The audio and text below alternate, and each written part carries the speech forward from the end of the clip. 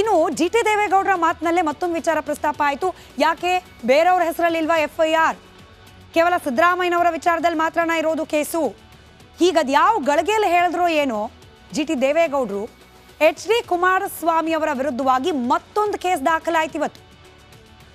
ಈಗ already Sai Venkateshwara minerals ವಿಚಾರದಲ್ಲಿ ಲೋಕಾಯುಕ್ತದಲ್ಲಿ ನಡೀತಾ ಇರುವ ಪ್ರಕರಣ ಬೇರೆ, ಇದರ ಜೊತೆಗೆ ಮತ್ತೊಂದು ಕಾನೂನಾತ್ಮಕ ಸಂಕಷ್ಟ ಇವತ್ತಿನಿಂದ ಪ್ರಾರಂಭವಾಗಿದೆ ಕೇಂದ್ರ ಸಚಿವ HD ಕುಮಾರಸ್ವಾಮಿ ಅವರ ಪಾಲಿಗೆ. ಉದ್ಯಮಿ ವಿಜಯ್ ಟಾಟಾ ಜೀವ ಬೆದರಿಕೆ ಆರೋಪ ಒಡ್ಡಿ ಇದೀಗ ಕೇಸನ್ನ ದಾಖಲಿಸಿದ್ದಾರೆ. ಅಮೃತಹಳ್ಳಿ ಪೊಲೀಸ್ ಠಾಣೆಗೆ ಈ ಬಗ್ಗೆ ದೂರು ಕೊಟ್ಟಿದ್ದಾರೆ ವಿಜಯ್ ಟಾಟಾ. 50 ಕೋಟಿ ಹಣಕ್ಕೆ ಡಿಮ್ಯಾಂಡ್ ಮಾಡಿದ್ರು, ಕೊಡಲ್ಲ ಅಂದಾಗ ಅದು ಹೆಂಗೆ ಬೆಂಗಳೂರಿನಲ್ಲಿ ಇರ್ತೀಯಾ, ವ್ಯವಹಾರ ನಡೆಸ್ತೀಯಾ, ನಾನು ನೋಡೇ ಬಿಡ್ತೀನಿ ಅಂತ ಹೇಳಿ ಧಮಕಿ ಹಾಕಿದ್ರು ಅನ್ನೋದು ದೂರಿನ ಸಾರಾಂಶ. ವಿಜಯ್ ಟಾಟಾ ಅವರು ಯಾರು, ಕೇವಲ ಬಿಸ್ನೆಸ್ ಮ್ಯಾನ್ನ ಅಂತ ಹೇಳಿ ನಿಮಗೇನಾದರೂ ಪ್ರಶ್ನೆ ಇದ್ರೆ 2018ರಿಂದಲೂ ಕೂಡ JDS ಜೊತೆಯಲ್ಲಿ ಗುರುತಿಸಿಕೊಂಡಿದ್ದಾರೆ ವಿಜಯ್ ಟಾಟಾ ಅವರು. ಮತ್ತೊಬ್ಬ JDS ಪಕ್ಷದ್ದೇ ನಾಯಕ JDS ಪಕ್ಷದ ವರಿಷ್ಠರ ವಿರುದ್ಧವಾಗಿ ದೂರು ನೀಡಿರೋದು, ಕುಮಾರಸ್ವಾಮಿ ಅವರ ವಿರುದ್ಧವಾಗಿ ದೂರು ನೀಡಿರೋದು ಕೂಡ ಇವತ್ತಿನ ಬೆಳವಣಿಗೆ. ಇನ್ನು ಈ ಬಗ್ಗೆ ಕುಮಾರಸ್ವಾಮಿ ಅವರ ರಿಯಾಕ್ಷನ್ ಅನ್ನ ಕೇಳಿದ್ರೆ, ಹಿಂಗೆ ನಿಮ್ಮ ವಿರುದ್ಧವಾಗಿ ವಿಜಯ್ ಟಾಟಾ ಅವರು ದೂರು ದಾಖಲಿಸಿದ್ದಾರಲ್ಲ ಅಂತ ಹೇಳಿ ಕೇಳಿದ್ರೆ, ಹಾದಿ ಬೀದಿಯಲ್ಲಿನ ನಾಯಿ ನರಿಗಳಿಗೆ ನಾನು ಉತ್ತರ ಕೊಡಬೇಕಾ ಅಂತ ಹೇಳಿ ಕಿಡಿಕಾರ್ ಬಿಟ್ರು ಕುಮಾರಸ್ವಾಮಿ ಅವರು. ದೂರು ಕೊಟ್ಟ ವಿಜಯ್ ಟಾಟಾ ಅವ್ರ ಮಾತು, ಅದಕ್ಕೆ ಪ್ರತಿಕ್ರಿಯೆಯಾಗಿ ಕುಮಾರಸ್ವಾಮಿ ಅವರು ಆಡಿದ ಕಿಡಿ ನುಡಿ ಎರಡು ನಿಮ್ಮ ಮುಂದೆ. ರಮೇಶ್ ಗೌಡ್ರ ಮನೆಗೆ ಬಂದಿದ್ದಾರೆ, ಲಾಸ್ಟ್ ಮಂತ್ ಬಂದಿದ್ದಾರೆ. ಬಂದು ಈ ಥರ ಅವರು ನಿಖಿಲ್ ನಿಂತ್ಕೊಳ್ತಾ ಇದ್ದಾರೆ, ಚನ್ನಪಟ್ಟಣದಲ್ಲಿ ಟಿಕೆಟ್ ಕನ್ಫರ್ಮ್ ಆಗಿದೆ, ಅದಕ್ಕೆ 50 ಕೋಟಿ ಬೇಕಾಗತ್ತಂತ ಅಂದರೆ ಸಡನ್ನಾಗಿ ಮಾತಾಡ್ತಾ ನನಗೆ ರಮೇಶ್ ಗೌಡರು ಒಂದು ಫೋನ್ ಮಾಡಿ ಕೊಟ್ಟರು. ಅದರಲ್ಲಿ ನಮ್ಮ ಕುಮಾರಸ್ವಾಮಿ ಅವರು ಮಾತಾಡಿದರು. ಲಾಸ್ಟ್ ಟೈಮ್ ಕ್ಯಾಂಪೇನ್ ಆಫ್ಕೋರ್ಸ್ ನಾನೇ ಮಾಡಿದ್ದೀನಿ, ನಾವೇ ಖರ್ಚು ಮಾಡಿದ್ದೀವಿ. 2019 ಕ್ಯಾಂಪೇನ್ ನಾವೇ ಖರ್ಚು ಮಾಡಿದ್ವಿ. ಇದು ತುಂಬ ಇಂಪಾರ್ಟೆಂಟು, ಪ್ರೆಸ್ಟೀಜಿಯಸ್ ಟಿಕೆಟ್ ಟೈಮಿಗೆ, ಆಮೇಲೆ ನಮಗೆ 50 ಕೋಟಿ ಅರೇಂಜ್ ಮಾಡಿಕೊಡಿ ಅಂತ ಹೇಳಿದ್ದಾರೆ. ಅವಾಗ ನಾನು ಕುಮಾರಸ್ವಾಮಿ ಅವ್ರಿಗೆ ಹೇಳಿದೆ, 50 ಕೋಟಿ ಕಷ್ಟ ಇದೆ ಸರ್, ಈಗ ನಮ್ಮ ಪ್ರಾಜೆಕ್ಟ್ಗಳು ಕಂಪ್ಲೀಟ್ ಮಾಡಬೇಕು, 50 ಕೋಟಿ ಆಗೋದಿಲ್ಲ ಈಗ, ಅದು ಇಂಪಾಸಿಬಲ್ ಅಂತ ಹೇಳಿದೆ. ಅವ್ರು ಸ್ವಲ್ಪ ಕೋಪ ಮಾಡಿಕೊಂಡ್ರು, ಸ್ವಲ್ಪ ಅಲ್ಲ ಪೂರ್ತಿ ಕೋಪ ಮಾಡಿಕೊಂಡ್ರು. ನನಗೆ ಯಾವುದೇ ಕಾರಣಕ್ಕೆ 50 ಕೋಟಿ ಬೆಳಿಬೇಕು, ಅರ್ಧ ಮಾಡ್ಕೊಳ್ಳಿ, ಇಲ್ಲಾಂದರೆ ನೀವು ಬೆಂಗಳೂರು ಕಷ್ಟ ಆಗುತ್ತೆ ಅಂತ ಹೇಳಿದರು. ಅದು ಆಮೇಲೆ ನಿಮ್ಮ ಪ್ರಾಜೆಕ್ಟ್ ಮಾಡಲಿಕ್ಕೆ ಬಿಡೋದಿಲ್ಲ, ಆ ಥರ ಎಲ್ಲ ಮಾತಾಡಿದರು ಅಂತ ಕಟ್ ಮಾಡಿದ್ರು ಫೋನ್. ಆರೋಪ ಸರ್, ಅದು 50 ಕೋಟಿದು ಆರೋಪ. ಅದಕ್ಕೆಲ್ಲ ಉತ್ತರ ಅವೆಲ್ಲ ಬೇಡ ಸರ್. ಕಂಪ್ಲೇಂಟ್ ಎಲ್ಲ ಕಂಪ್ಲೇಂಟ್ ಆಗಿದೆ ಕೋರ್ಟ್ಗಳಲ್ಲಿ. ನನಗೇನು ಸಂಬಂಧ, ಯಾರು ಅವನ ಬಗ್ಗೆ ನಾನೇ ಚರ್ಚೆ ಮಾಡಲಿ, ನನಗೆ ಸಂಬಂಧ ಇಲ್ಲದೆ ಇರೋನು.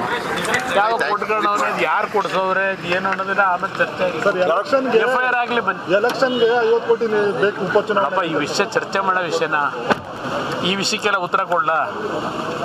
ಯಾವ ಬೀದಿ ಲೋಕ ನಾಯಿ ನೆರೆಗಳಿಗೆಲ್ಲ ಉತ್ತರ ಕೊಡೋಕ್ಕಾಗತ್ತೆ ನಾನು?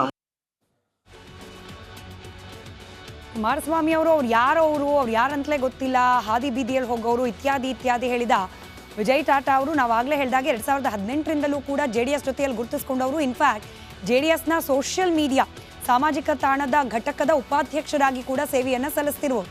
ಎನಿವೆ, ಈ ದೂರೇನು, ಈ ಆರೋಪ ಪ್ರತ್ಯಾರೋಪಗಳೇನು, ಇದನ್ನು ಕ್ವಿಕ್ಕಾಗಿ ಗಮನಿಸ್ತಾ ಹೋಗೋಣ.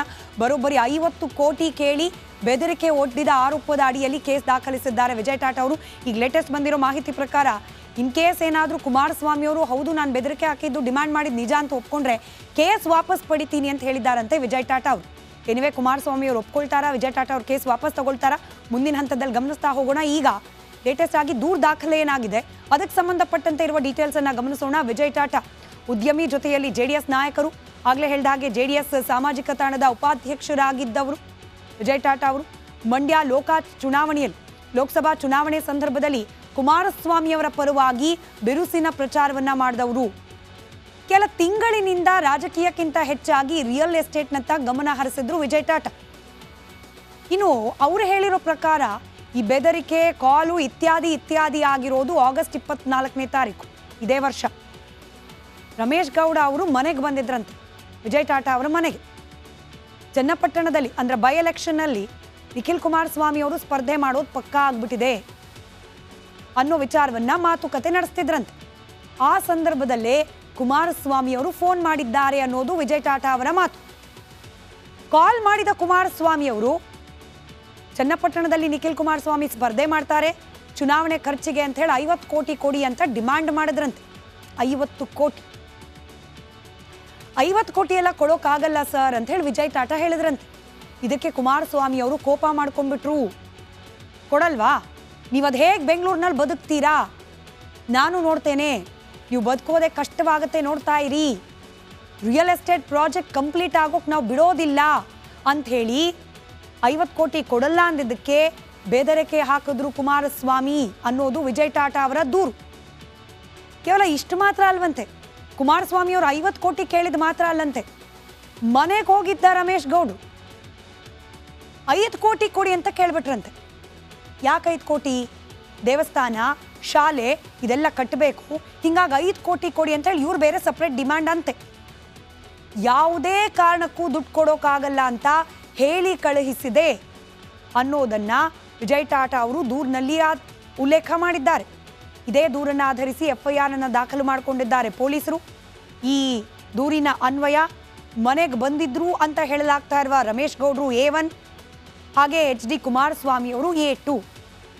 ಇವತ್ತು ಇಡೀ ದಿನ ಕಾಂಗ್ರೆಸ್ನವರು ಈ ಪ್ರಕರಣವನ್ನ ಕೂಡ ಮುಂದಿಟ್ಕೊಂಡು ಕುಮಾರಸ್ವಾಮಿ ಅವ್ರ ಮೇಲೆ ಪ್ರಶ್ನೆ ಮಾಡ್ತಿದ್ದಾರೆ. ಇದು ಕುಮಾರಸ್ವಾಮಿ ಅವರು ಮುಂದಿನ ದಿನಗಳಲ್ಲಿ ಏನಾದರೂ ಕಾನೂನಾತ್ಮಕವಾಗಿ ಸಂಕಷ್ಟವನ್ನ ಎದುರಿಸಬೇಕಾದ ಪರಿಸ್ಥಿತಿ ಬರುತ್ತಾ, ಅಥವಾ ವಿಜಯ್ ಟಾಟಾ ಅವರು JDSನ ಜೊತೆಯಲ್ಲೇ ಗುರುತಿಸ್ಕೊಂಡಿರೋದ್ರಿಂದ ಮನವೊಲಿಸಿ ಕೇಸ್ ವಾಪಸ್ ಪಡೆದುಕೊಳ್ತಾರಾ? ಗಮನಿಸ್ತಾ ಹೋಗೋಣ. ಈ ಮಾತನಾಡಿದ್ರು ಸಿದ್ದರಾಮಯ್ಯನವರ ವಿರುದ್ಧವಾಗಿ ಅನ್ನೋದು ಒಂದೇ ಕಾರಣಕ್ಕಲ್ಲ ಇವತ್ತಿನ ರಿಯಾಕ್ಷನ್, ಬದಲಾಗಿ ಕಾಲಾಂತರದಲ್ಲಿ ಗಮನಿಸ್ತಾ ಬಂದಾಗ ಅನೇಕ ವಿಚಾರದಲ್ಲಿ ಪಕ್ಷದ ವಿರುದ್ಧವಾಗಿಯೇ ಅಸಮಾಧಾನ GT ದೇವೇಗೌಡರ ಮನಸ್ಸಿನಲ್ಲಿ ಇದ್ದೇ ಇತ್ತು ಅನ್ನೋದಕ್ಕೆ ಒಂದಷ್ಟು ಉದಾಹರಣೆಗಳನ್ನು ನಿಮ್ಮ ಮುಂದಿಟ್ಟಿದ್ದೀವಿ. ಆದರೂ ಸಿದ್ದರಾಮಯ್ಯನವರಿಗೂ ಕೂಡ ಇಡೀ ಸಂಕಷ್ಟವನ್ನು ತಂದೊಡ್ಡುವಂತಹ ಸಾಧ್ಯತೆಗಳಿರುವ ಅನೇಕ ಅಂಶಗಳು ಈ ಮೂಡಾ ಪ್ರಕರಣದಲ್ಲಿ ಇದ್ದೇ ಇದೆ. ಹಾಗಾಗಿಯೇ ಸಿದ್ದರಾಮಯ್ಯನವರು ಎಚ್ಚರಿಕೆಯ ಹೆಜ್ಜೆಯನ್ನು ಇಡ್ತಿದ್ದಾರೆ ಅನ್ನೋದಕ್ಕೆ ಪೂರಕವಾಗಿರುವ ಹೇಳಿಕೆಗಳು, ನಡವಳಿಕೆಗಳು ನಾವು ನೀವು ಗಮನಿಸ್ತಾ ಇದ್ದೇವೆ. ಯಾವಾಗ ಮೂಡಾ ವಿಚಾರ ಮುನ್ನೆಲೆಗೆ ಬಂತೋ ಸಿದ್ದರಾಮಯ್ಯನವರಿಗೆ ರಾಜೀನಾಮೆ ಕೊಡಿ ಅಂತ ವಿರೋಧ ಪಕ್ಷಗಳು ಒತ್ತಡ ಹಾಕೋದನ್ನು ದಿನೇ ದಿನೇ ಹೆಚ್ಚು ಮಾಡ್ತಲೇ ಸಾಕ್ತಾ ಇದೆ. ಇದರ ನಡುವೆ ರಾಜಕೀಯ ಪಡಸಾಲೆಯಲ್ಲೂ ಕೂಡ ಮುಖ್ಯಮಂತ್ರಿ ಕುರ್ಚಿಯಲ್ಲಿ ಬೇರೆಯವರು ಸ್ಥಾಪನೆಯಾಗುವ ಸಮಯ ಹತ್ತಿರ ಬಂತ ಅನ್ನೋದಕ್ಕೆ ಪೂರಕವಾದ ಕೆಲ ಚಟುವಟಿಕೆಗಳು, ಅದರಲ್ಲೂ ಕಾಂಗ್ರೆಸ್ ಪಾಳೆಯದ ಒಳಗೇನೆ. ರಿಪಬ್ಲಿಕ್ ಕನ್ನಡದ ಕ್ಯಾಮ್ರಾ ಮುಂದೆನೆ ಕಾಂಗ್ರೆಸ್ನ ಅನೇಕ ನಾಯಕರು ನಾನು ಕೂಡ ಅರ್ಹ ಅಭ್ಯರ್ಥಿ ಅನ್ನೋದನ್ನ ಬಹಿರಂಗವಾಗಿ ಹೇಳ್ಕೊಂಡಿದ್ದಾರೆ. ಆದರೆ ಇವತ್ತು ವಿಶ್ವವಿಖ್ಯಾತ ನಾಡಹಬ್ಬ ಮೈಸೂರು ದಸರಾಗೆ ಚಾಲನೆ ಸಿದ್ದರಾಮಯ್ಯನವರೇ ಚಾಲನೆ ನೀಡಿದ್ರು. ಚಾಲನೆ ನೀಡಿ ಆ ವೇದಿಕೆಯಲ್ಲಿ ಮಾತನಾಡೋ ಸಂದರ್ಭದಲ್ಲಿ ವಿರೋಧಿಗಳ ಹಾಗೆ ತಮ್ಮದೇ ಪಕ್ಷದ ಒಳಗಡೆ ಕೂತು ಮುಖ್ಯಮಂತ್ರಿ ಕುರ್ಚಿಯ ಕನಸು ಕಾಣ್ತಾ ಇರುವವರಿಗೆ ಖಡಕ್ ಸೂಚನೆ, ಸಂದೇಶ ಎರಡನ್ನೂ ಕೂಡ ರವಾನೆ ಮಾಡೋ ಪ್ರಯತ್ನವನ್ನ ಸಿದ್ದರಾಮಯ್ಯನವರು ಮಾಡಿದ್ರು. ಇನ್ನೇನು ಕೆಳಗಿಳ್ದೇ ಬಿಡ್ತಾರೆ, ಕೆಳಗಿಳಿಲೇಬೇಕು ಅಂತ ಹೇಳ್ತಿದ್ದವರಿಗೆ ಮುಂದಿನ 5 ವರ್ಷಗಳ ಕಾಲ ನಾನೇ ಮುಖ್ಯಮಂತ್ರಿಯಾಗಿ ಮುಂದುವರಿಯಲಿದ್ದೇನೆ, ಹಿಂದಿನ ರೆಕಾರ್ಡನ್ನ ಬ್ರೇಕ್ ಮಾಡುವವನಿದ್ದೇನೆ ಅಂತ ಹೇಳುವ ಮೂಲಕ ಮಾತಿನ ತಿರುಗೇಟನ್ನ ಕೊಟ್ಟಿದ್ದಾರೆ ಸಿದ್ದರಾಮಯ್ಯನವರು. ಪೂರ್ಣಾವಧಿ CM ಆಗಿರ್ತೇನೆ ಅಂತ ಹೇಳಿ ಸವಾಲ್ ರೀತಿಯ ಪ್ರತ್ಯುತ್ತರವನ್ನ ನೀಡಿದ್ದಾರೆ. ರಾಜಕೀಯ ವಿರೋಧಿಗಳಿಗೆ ಖಡಕ್ ಸಂದೇಶವನ್ನ ರವಾನಿಸಿದ್ದಾರೆ ಮುಖ್ಯಮಂತ್ರಿ ಸಿದ್ದರಾಮಯ್ಯನವರು. ದಸರಾ ವೇದಿಕೆ, ಸಿದ್ದರಾಮಯ್ಯನವರ 5 ವರ್ಷದ ಭರವಸೆಯ ಮಾತುಗಳು, ಈ ಕುರಿತಾದ ಡೀಟೇಲ್ ರಿಪೋರ್ಟ್ ನಿಮ್ಮ ಮುಂದೆ.